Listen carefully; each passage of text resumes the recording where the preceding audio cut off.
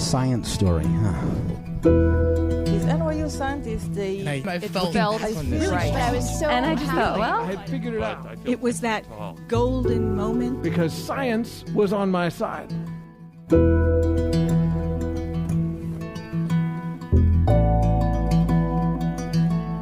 Hey everybody, welcome to the Story Collider, where we bring you true personal stories about science. I am your host, Erin Barker, and this week we're presenting stories about leaving home and the beliefs and the culture that we grew up with, which we may or may not carry with us when we leave. Our first story is from Jennifer Colbourne. It was recorded in April 2018 at the Burdock Music Hall in Toronto. The theme that night was Defining Moments.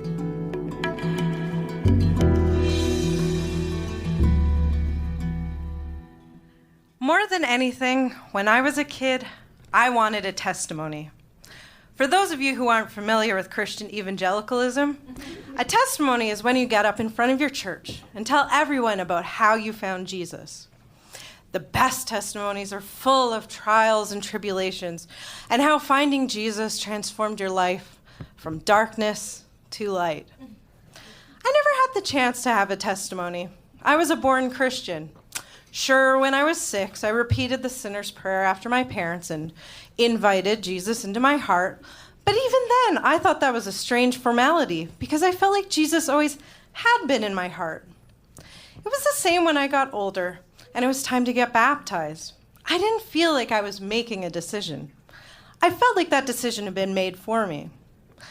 The thing is, when you're a kid, whatever your parents tell you is real becomes part of your reality. I was told that the world was round, so I believed the world was round. And I was told that if you didn't wash your hands, these invisible little germs would make you sick. So I washed my hands. And I was told that God created the heavens and the earth in 7 days and sent his only son to die for our sins so I wouldn't be tortured in hell for eternity. So I believed that too. The thing was, though, strangely, I didn't like that I had been born a Christian. I really wished I had had the chance to find Jesus for myself. It would have felt more genuine. I wanted to experience firsthand the supposed life-changing effects of finding our Savior. But I had to resign myself to my fate as a born-again Christian. I was also a born researcher. Ever since I was little, when I was interested in a subject, I had to learn everything about it. The librarians always got such a kick out of me because I would leave the library with a stack of books right up to my chin. When I was 9, my obsession was all volcanoes.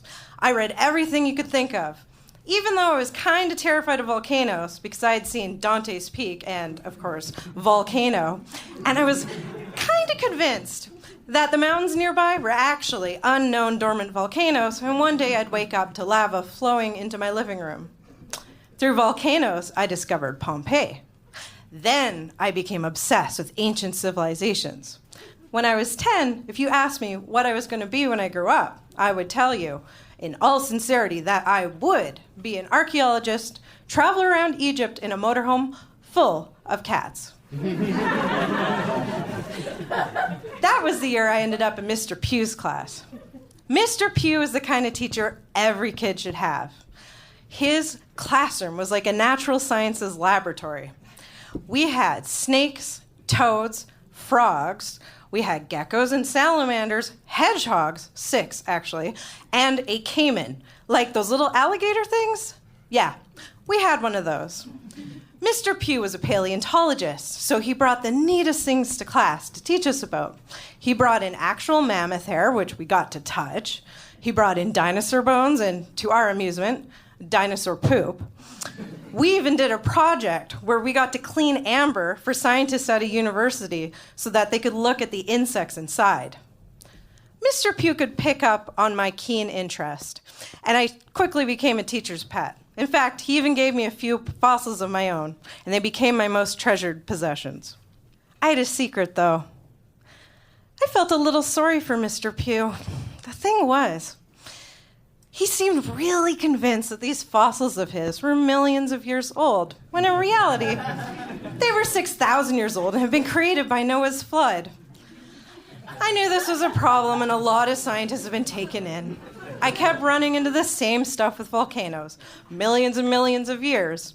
Totally not true. And what bothered me more was that some scientists did know the truth.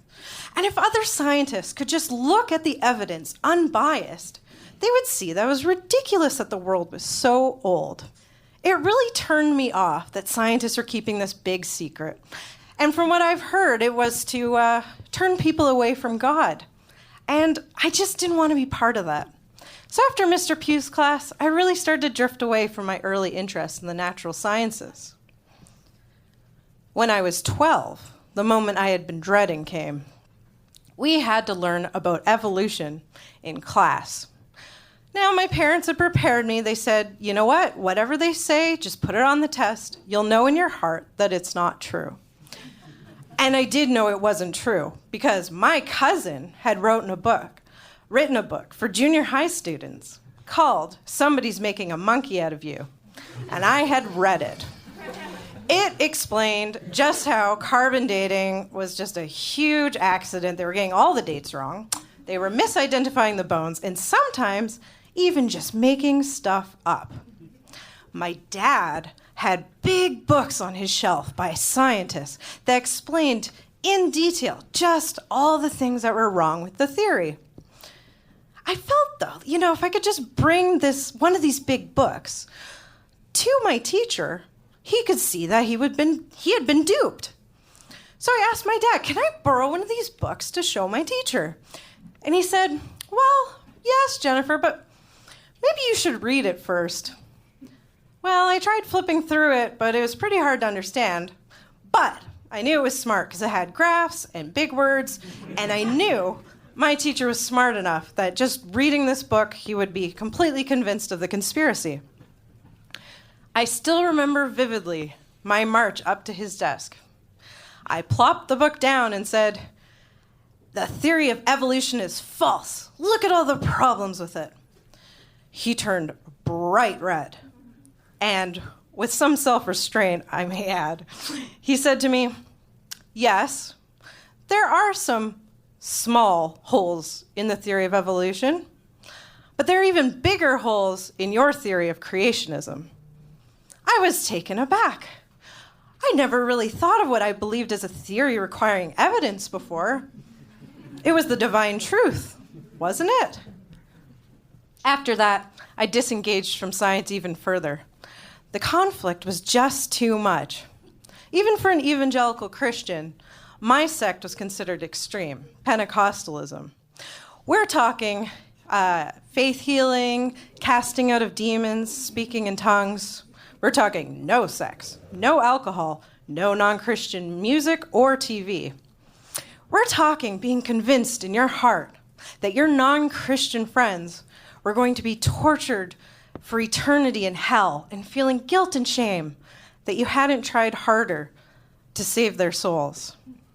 Science just didn't line up with the young earth creationist narrative that the people I loved and respected assured me was true. So in high school, I focused on music. And when I went to university, I focused on English and history. History is my next big challenge, though. The archaeological evidence just seems so clear that other civilizations had existed for thousands and thousands of years before Abraham came along, before technically the beginning of Earth was supposed to happen.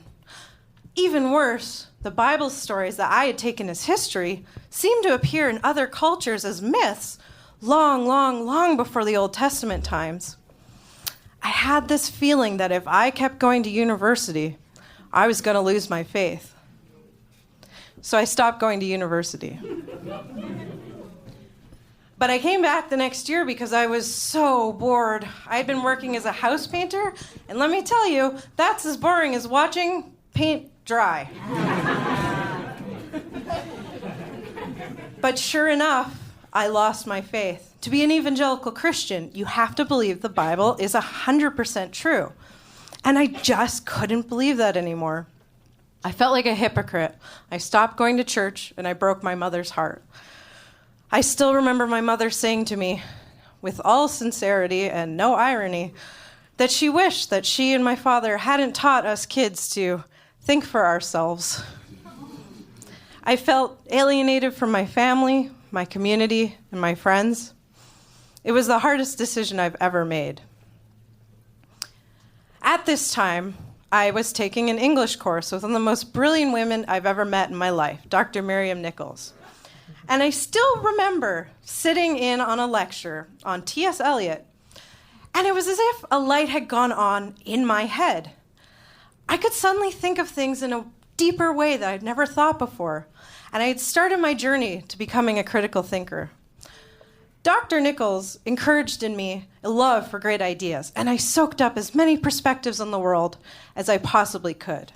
I quickly began to excel as a student and started to think that maybe I would fit in academia.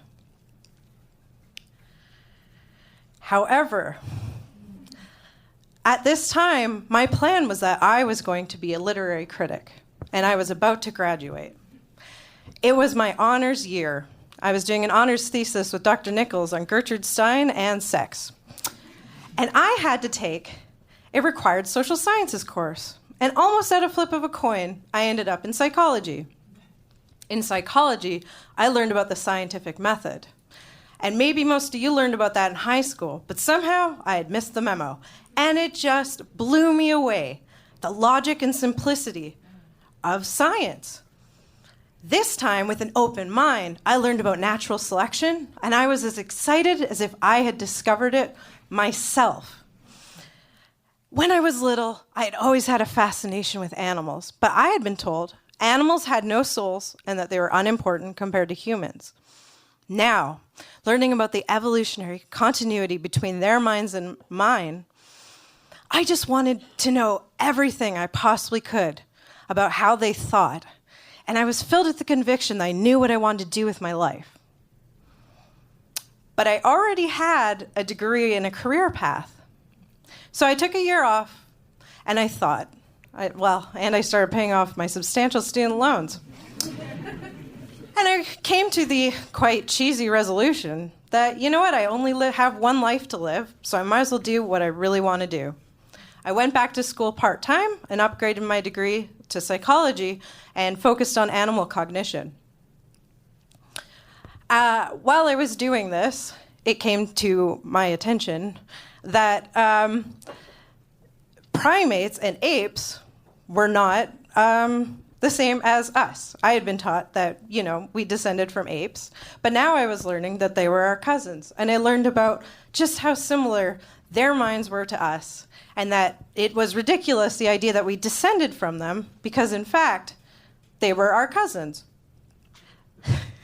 Then, I finished my animal cognition upgrading, and at this time, I was living very close to my family.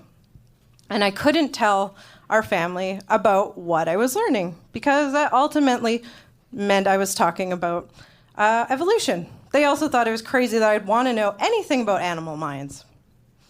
However, when I was just about to leave for grad school, I was in the car with my mother, and out of nowhere, she mentions that God created evolution. My jaw almost hit the floor. I knew they'd been going to less radical churches. They had left the Pentecostal church, and my dad's best friend was a Christian biologist, and I think he had helped them reconcile their faith and science. It was one of the greatest moments of my life. Now, I am a researcher. I'm just a master's student, but I'm learning all about raccoons, and every day I'm amazed by their adaptability and tenacity. I've become passionate about urban animals. I want to know just how the cities are shaping them and how we are living with them. I think I might be the only person in downtown Toronto who gets a giant smile on my face every time I see a pigeon. It's been a long journey, but I think I'm finally living my best life. So no, I didn't get to have a testimony. If anything, losing Jesus radically transformed my life. But this is the closest I'm ever going to get to having one. So thank you for listening.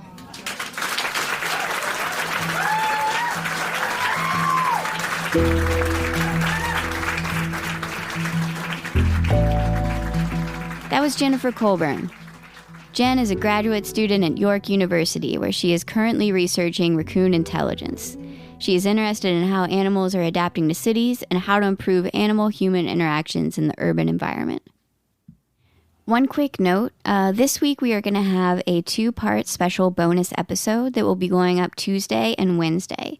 The special episode will feature all of the stories from our June 2018 show in New York, which was titled Abortion, Stories from Doctors and Patients. These stories were really incredible. There's one in which a doctor working with Doctors Without Borders is accused of providing abortions in a country where it's illegal. There's one where a woman discovers she's pregnant just as she's diagnosed with breast cancer. And 3 other amazing stories that I promise you won't want to miss. So I hope that you'll listen. And one more thing before we continue on, I also just want to say a quick thank you to everyone who has reached out with messages of support after last week's episode. That was the first time I cried in my podcast hosting, but let's be honest, probably not the last. So thanks for bearing with me. We really appreciate it, and we really appreciate that y'all trust us with your stories. Without you, we wouldn't be able to do what we do.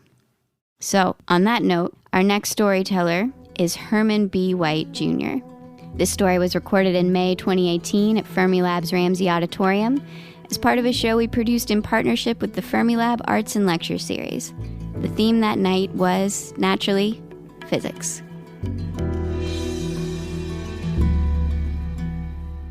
I've often wondered how you make decisions about doing new projects. That is, things that you don't know is going to work, things that may actually fail. And what arguments do you make to the decision makers who are not scientists about why they should support it? I have a little bit of experience in this. It turns out that being able to actually talk about the science and how the science is used is equally important. This is important to me because I grew up in Tuskegee, Alabama, the Deep South. And this will become important as I go on with this talk. My parents grew up in rural Alabama on farms and settled in Tuskegee, a city, a fairly famous city in the middle of Alabama, where I grew up. My father served in World War II in the U.S. Army, and when he returned from Europe, where he served during the war, he had an international perspective, a world perspective that I hadn't seen in many people, but I benefited from it as a result. Tuskegee was an unusual place at that time as well, and so science and the Tuskegee Airmen, if you remember them, were individuals who actually were trained in Tuskegee. So I was surrounded by essentially science and technology and the ability to do new things, and had a really good time actually as a high school student with the college and with many people who were relatively famous in terms of what they did. Alabama at that time also was very important because of the testing of the Saturn V booster. And this was the rocket that actually took people to the moon. So you can see that it was probably not unheard of that I would probably wind up doing science for my career. Nuclear science was new in that time, and so I decided that nuclear physics, actually nuclear engineering, would be something that I should pursue. Let me point out also that Tuskegee was an interesting place also, not only for how science was done, but how it was actually used. We had science that was good enough and innovative enough to produce an atomic weapon that would stop a war. But we also had the legacy of the Tuskegee experiment, in which poor men in a segregated community were allowed to suffer untreated for a disease so that science could find out how that disease would actually ravage their bodies. This is my basis for being able to make the case for science. Now, I could say all the great things and the new things and the wonderful things that we actually get out of science and get out of our research, and that drove me into science. But my humanism is remembering what I actually learned from my hometown. I left Tuskegee and went off to a number of universities and CERN lab, as you heard, and various places around the country, and wound up at Fermilab, the highest energy accelerator in the world. And it was wonderful. I did a lot of nice experiments here. We made a lot of discoveries, made a lot of friends. And of course, it was extremely hard because you were doing things that you didn't know what the outcome might be. Many of us actually develop an ability to talk about science and to make science an important aspect of our lives and an important aspect of the world that we lived in. So every year, the agencies that supported our basic science, and let me just point out that applied science is usually supported not only by the people of the country, but also by industries and companies. But basic science is usually not supported by companies. At least they used to, but they don't do that now. I have the opportunity to join with some of my colleagues in going to Washington, D.C. to make the case for science. And every year we had a meeting of maybe 300 or so meetings in the Congress of the United States to get support for our science. And they made, I won't say it's a mistake, but they put me in charge of this at one point. They were lucky. And I decided to change things. Of course, when you get a new leader, you always find things get changed. So I decided that we needed to not only see all the people in Congress, but we needed to see the congressional leaders, that is, the individuals who were important for various committees that made decisions about science.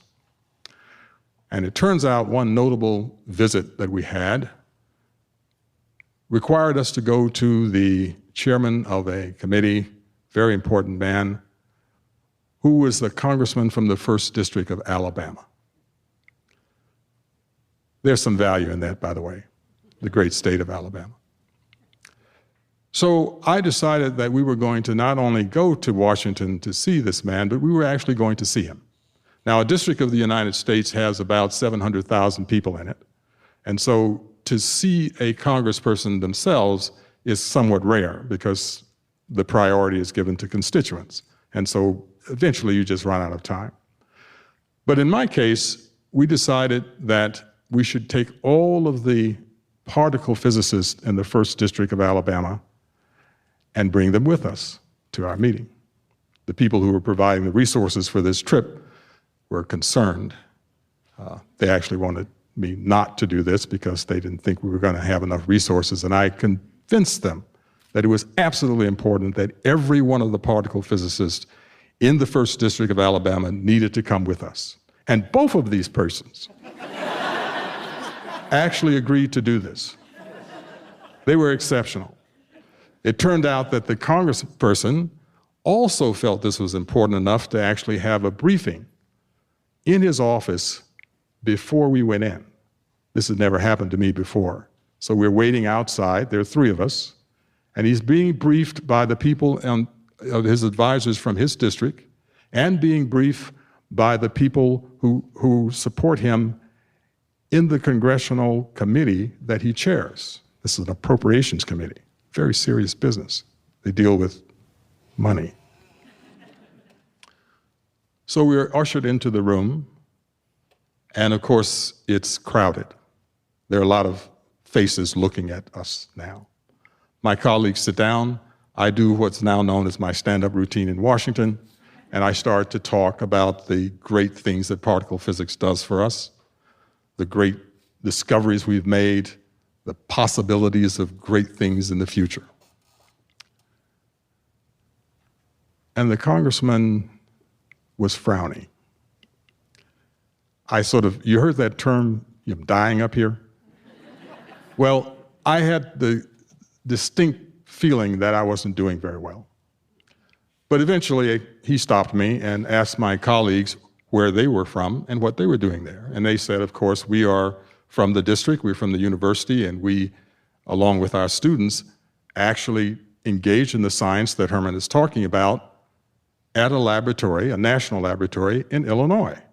And he thought, oh, that's interesting. Then he turned to me again and looked and said, as he moved closer off of his seat, where are you from? And for a millisecond, okay, it was 2 milliseconds, I started to say I was from Naperville, Illinois, which is a nice place to live, by the way. But I thought very carefully and said, no, I should tell him, which I did, I'm from Macon County, Tuskegee. He said, Tuskegee? You're all from Alabama? I said, yeah. And then he turned and beamed a beautiful smile at me, which I really enjoyed, and said, well, why didn't you say so? What can I do for you? And with that declaration, we had succeeded. 2 things happened. One is that the congressman saw us and decided to support us. And 2, an appropriator asks you what they can do for you.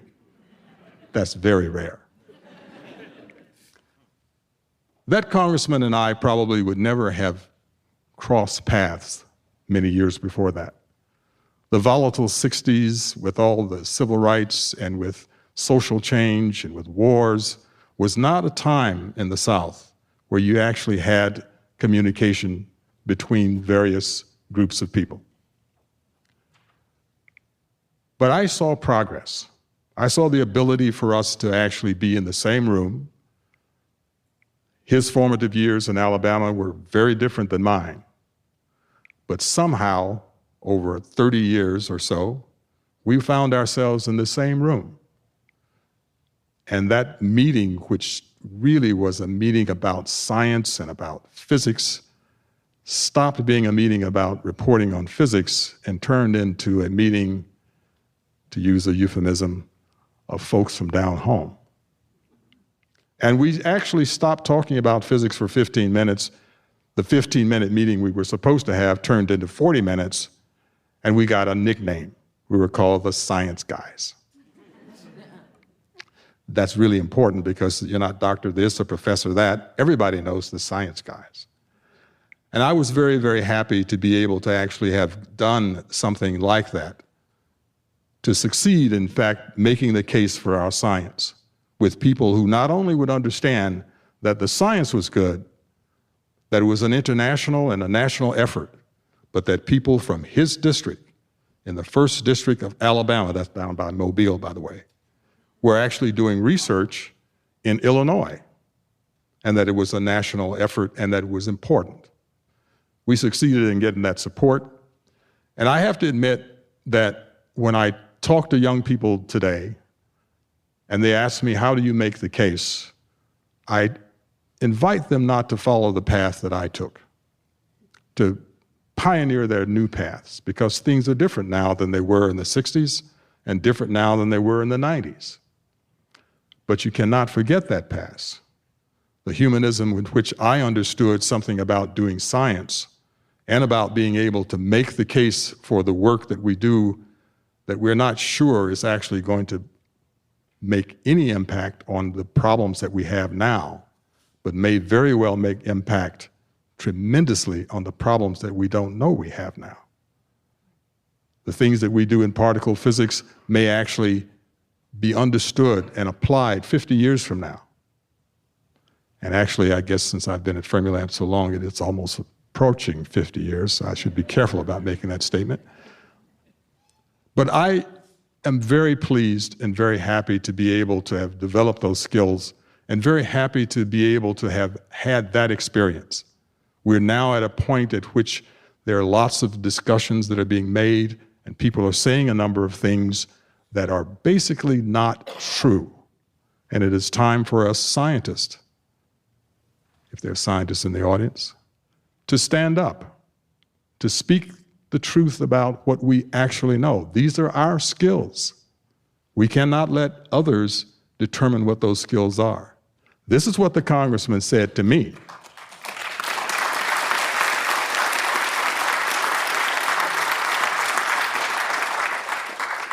I certainly hope I stimulate some young people to replace me. Thank you very much.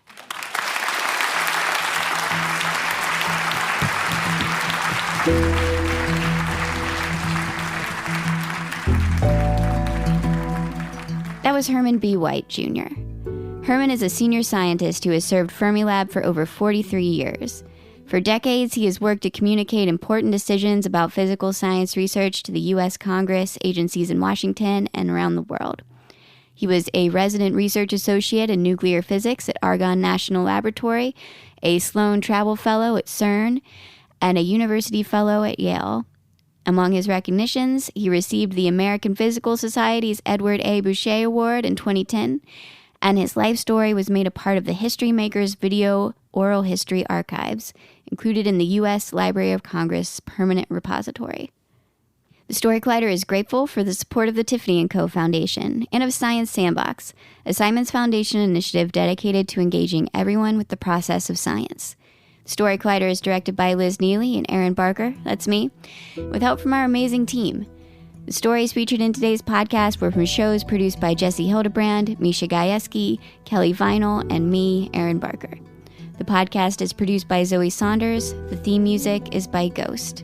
Special thanks to the Burdock and Fermilab for hosting these shows, and to our hometowns for all the complicated feelings. Thanks for listening.